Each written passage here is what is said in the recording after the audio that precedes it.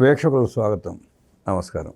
రాజశేఖర రెడ్డి ముఖ్యమంత్రిగా ఉన్నప్పుడు బ్రాహ్మణి స్టీల్స్ పేరిట 1000 ఎకరాలు గాలి జనార్దన్ రెడ్డి దోచిపెట్టిన ఆ కుటుంబం తర్వాత జగన్మోహన్ రెడ్డి ముఖ్యమంత్రి అయిపోయిన తర్వాత విశాఖ స్టీల్ ప్లాంట్ని ధ్వంసం చేసే ప్రయత్నం. ఎన్నికల సమయంలో చంద్రబాబు నాయుడు గారు హామీ ఇచ్చినట్టు విశాఖ స్టీల్ని కాపాడుకుంటూ అరసల మెత్తల్ మన శంకుస్థాపన జరుపుకుని రాయలసీమలో కూడా మరో 2 స్టీల్ ప్రాజెక్టులు శంకుస్థాపన చేయబోతా ఉన్నారు.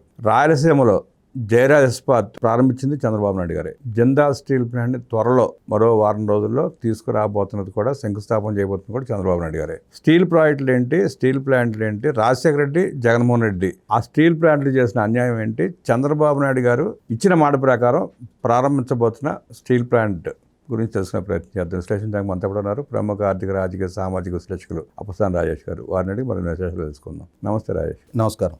రాష్ట్రంలో స్టీల్ ప్లాంట్ తీసుకురాబోతుంది కూడా చంద్రబాబు నాయుడు గారే.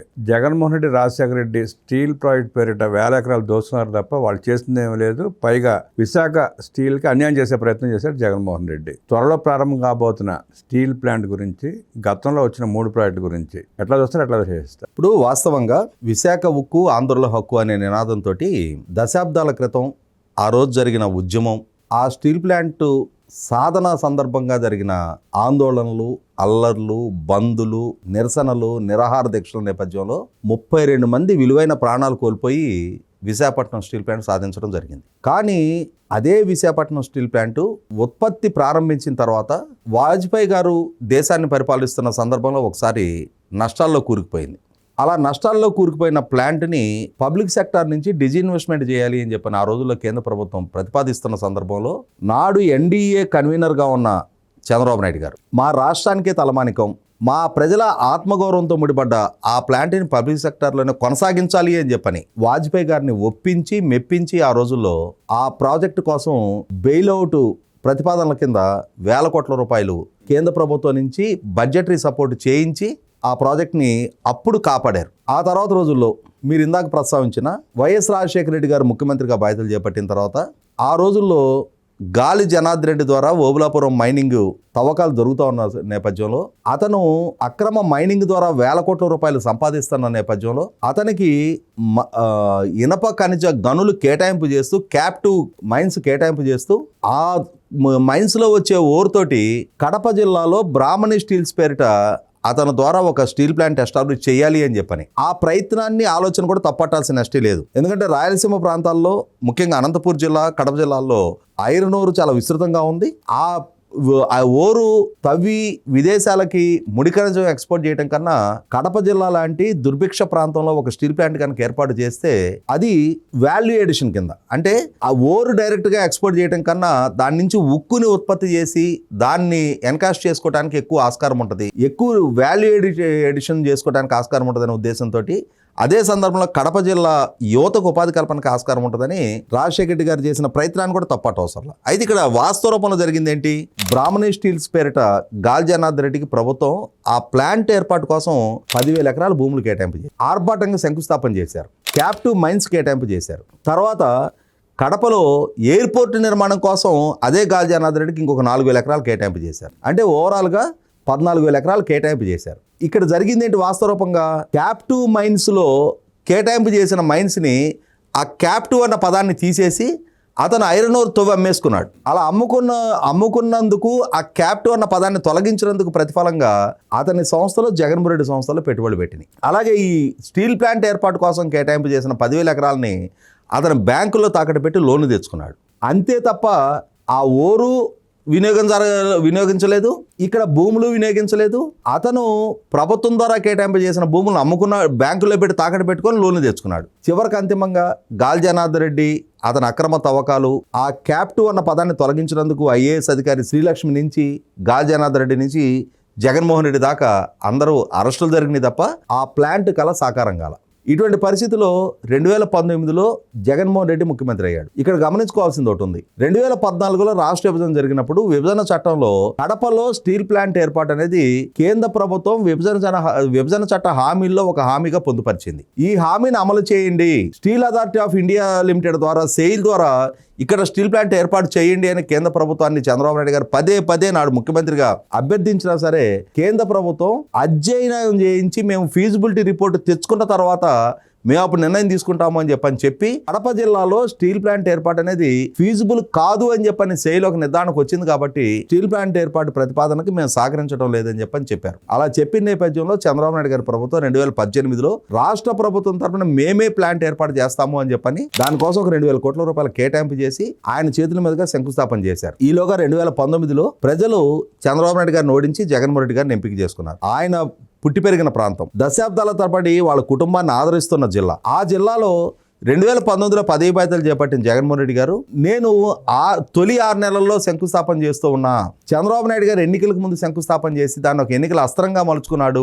కానీ ఇక్కడ పుట్టి పెరిగిన కడప బిడ్డను నేను అధికార బాధ్యతలు చేపట్టిన తొలి 6 నెలల్లోనే శంకుస్థాపన చేస్తున్నా. 3 సంవత్సరాల్లో ఈ స్టీల్ ప్లాంట్ ప్రారంభోత్సవం చేస్తా, 25,000 మందికి ఇక్కడ ఉపాధి కల్పన చేస్తా అని చెప్పని కడప జిల్లాలో తాను పదవి బాధ్యతలు చేపట్టిన తొలి 6 నెలల్లోనే చంద్రబాబు నాయుడు గారి ద్వారా శంకుస్థాపన జరిగిన ప్రాంతాన్ని కొంచెం మార్పు చేసి వేరే ప్రాంతంలో మరొకసారి శంకుస్థాపన చేశారు. సరే, కడప ప్రజలు అంతిమంగా మాకు స్టీల్ ప్లాంట్ ఎస్టాబ్లిష్మెంట్ జరిగి మా ప్రాంత యువతకు ఉపాధి దక్కితే చాలు అని చెప్పని ఏ రోజు ఆయన ప్లాంట్ పూర్తి చేస్తాడని ఆశగా ఎదురు చూస్తున్న క్రమంలో అదే టెన్నూరులో 2024 మార్చిలో కోడ్ ఆఫ్ కాండక్ట్ అమల్లోకి రాబోతుండగా 2023 మార్చిలో మరొకసారి శంకుస్థాపన చేశాడు జగన్మోహన్ రెడ్డి అదే ప్రాజెక్టుకి. అంటే 2019లో తొలి 6 నెలల్లో శంకుస్థాపన చేస్తున్నా, 3 ఏళ్లలో దీన్ని పూర్తి చేస్తా అని చెప్పిన నాయకుడు చంద్రబాబు నాయుడు గారు ఎన్నికలకు ముందు శంకుస్థాపన చేశాడు అని చెప్పిన ఆరోపణ చేసిన జగన్మోహన్ రెడ్డి ఎన్నికలు సమీపిస్తుండగా మరొకసారి, అంటే ఎన్నికలకి సంవత్సర కాలం ముందు మరొకసారి ఆయన కూడా శంకుస్థాపన చేశాడు రెండోసారి. అంటే ఒకనాడు తండ్రి ద్వారా బ్రాహ్మణ స్టీల్స్ కి శంకుస్థాపన జరిగింది, కొడుకు ద్వారా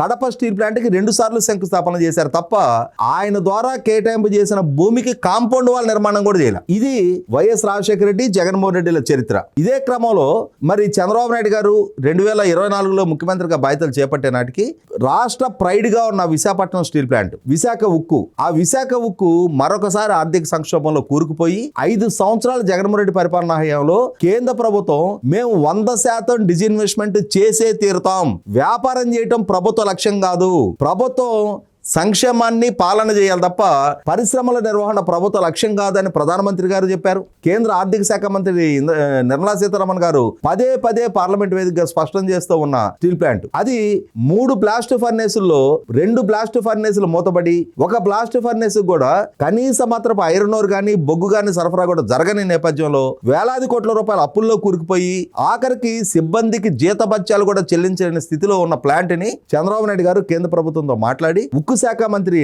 కుమారస్వామి గారిని తీసుకొని అర్ధరాత్రి 2:30కి అపాయింట్మెంట్ ఇచ్చిన నిర్మలా సీతారామన్ గారిని కలిసి మెప్పించి ఒప్పించి కేంద్ర ప్రభుత్వ సహకారంతో 11,400 కోట్ల రూపాయల ప్యాకేజ్ తీసుకొచ్చారు. అదే సందర్భంలో రాష్ట్ర ప్రభుత్వానికి ఉన్న విద్యుత్ బకాయిలు అలాగే లాటరైట్ సరఫరా బకాయిలని 2,800 కోట్లని మాఫీ చేసి సుమారుగా 14,200 కోట్ల రూపాయల వెన్నుదన్ను ప్రభుత్వాల వైపు నుంచి అందించి ఇవాళ స్టీల్ ప్లాంట్ 3 బ్లాస్ట్ ఫర్నేసులు మళ్ళీ పనిచేసేలాగా అందుబాటులోకి తీసుకొచ్చారు. ఇవాళ మళ్ళీ తిరిగి లాభాల బాటన పట్టించగలిగారు. అంటే ఇవాళ ఆనాడు వాజ్పేయి గారి హయాంలో, ఈ రోజు నరేంద్ర మోడీ గారి హయాంలో కూడా స్టీల్ ప్లాంట్ రెస్క్యూకి వచ్చి దాన్ని కాపాడింది చంద్రబాబు నాయుడు గారు. వేలాది మందికి ఉపాధి కల్పిస్తున్న విశాఖ ఉక్కు ఆంధ్రుల హక్కు అనే ఎమోషన్ తోటి ఏర్పాటు జరిగిన విశాఖపట్నం స్టీల్ ప్లాంట్ చంద్రబాబు నాయుడు గారు కాపాడగలిగారు. రెండో పక్క అదే విశాఖపట్నం స్టీల్ ప్లాంట్ కి అతి సమీపంలో పూర్వ విశాఖపట్నం జిల్లా, ప్రస్తుతం అనకాపల్లి జిల్లాగా ఏర్పాటు జరిగిన అనకాపల్లి జిల్లా నక్కపల్లి దగ్గర దేశంలోనే అతిపెద్ద స్టీల్ ప్లాంట్ 17.4 మిలియన్ టన్నుల వార్షిక సామర్థ్యం కలిగిన Arcelor Mittal and Nippon steels తోటి రీసెంట్ గా భూమి పూజ చేయడం కూడా జరిగింది. అంటే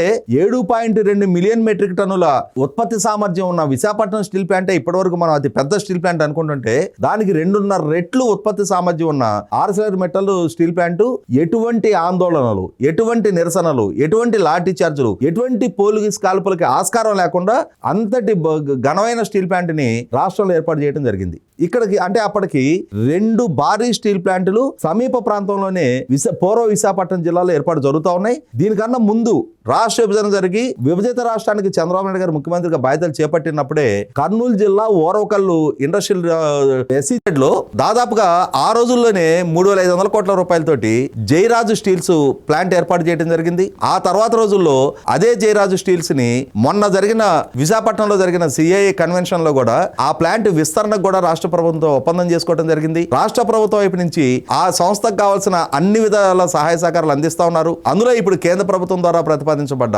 బెంగళూరు హైదరాబాద్ ఇండస్ట్రియల్ కారిడార్లో కేంద్ర ప్రభుత్వం ద్వారా ప్రతిపాదించబడ్డ విశాఖపట్నం చెన్నై ఇండస్ట్రియల్ కారిడార్లో కొప్పర్తి ఓరకల్లు ఇండస్ట్రియల్ నాడులు కూడా ఉండటం, వాటికి కావాల్సిన వెన్నుదన్ను రాష్ట్ర కేంద్ర ప్రభుత్వాల నుంచి అందిస్తున్న నేపథ్యంలో జయరాజు స్టీల్స్ కూడా చాలా సక్సెస్ఫుల్ గా నడుస్తా ఉంది. అంటే విశాఖపట్నం స్టీల్ ప్లాంట్ ని కాపాడుకోవడంలో కానీ, ఆర్సెలర్ మెటల్ సంస్థని రప్పించడంలో కానీ, జయరాజు స్టీల్స్ ని వాళ్ళ నిర్మాణం చేయించి దాని ద్వారా ఉపాధి కల్పన చేయించడంలో కానీ, రాష్ట్రంలో ఇవాళ నిర్మాణంలో ఉన్నవి కానీ ఆపరేషన్ లో ఉన్న 3 స్టీల్ ప్లాంట్ల వెనక ఉక్కు మనిషిలాగా నిలబడ్డది చంద్రబాబు నాయుడు గారు. దీనికి తోడు ఏ స్టీల్ ప్లాంట్ కి అయితే ఒకనాడు కడప స్టీల్ ప్లాంట్ పేరిట రాజశేఖర రెడ్డి గారు, 2 సార్లు జగన్మోహన్ రెడ్డి గారి ద్వారా శంకుస్థాపనలకే పరిమితమైన జిందాల్ స్టీల్ ప్లాంట్ ని వాళ్ళ కడప జిల్లాలో ఇదే ఏప్రిల్ నెలలో వాళ్ళకి కావాల్సిన భూ కేటాయింపుల ప్రక్రియ ఏపీఐసి ద్వారా పూర్తి చేశారు. అలాగే చంద్రబాబు నాయుడు గారు సమక్షంలో ఇదే నెలలో అదే స్టీల్ ప్లాంట్ కి నిర్మాణ పనులు కూడా ప్రారంభించబోతా ఉన్నారు. 2029 నాటికి ఆ ప్లాంట్ కూడా ఫస్ట్ ఫేజ్ పూర్తి చేసి ఉత్పత్తిలోకి తీసుకురావడం ద్వారా ఎన్నాళ్లుగానో కడప జిల్లా ప్రజలు ఎదురు చూస్తున్న ఆ ఉపాధి కల్పనతో పాటుగా ఆ ప్రాంత ఆర్థిక చిత్రం ముఖ చిత్రం మార్చగలిగే స్టీల్ ప్లాంట్ కడప జిల్లాకు సాకారం చేయబోతా ఉన్నారు. ఒక్క రాష్ట్రంలో 4 స్టీల్ ప్లాంట్ల ఏర్పాటు, వాటి నిర్వహణ వెనక అత్యంత కీలక భూమిక పోషిస్తున్న పాలకుడుగా చరిత్రలో చంద్రబాబు నాయుడు గారు చిరస్థాయిగా నిలిచిపోతారు. విశాఖ ఉక్కును కాపాడుకుంటూ రాష్ట్రంలో మరో 3 ఉక్కు పరిశ్రమల్ని, భారీ పరిశ్రమలు తీసుకొచ్చిన చంద్రబాబు నాయుడు గారి గురించి, అలాగే రాజశేఖర రెడ్డి, జగన్మోహన్ రెడ్డి చేసిన అరాచకాల గురించి విశ్లేషించిన అప్సాని గారికి ధన్యవాదాలు తెలియజేస్తూ నమస్కారం.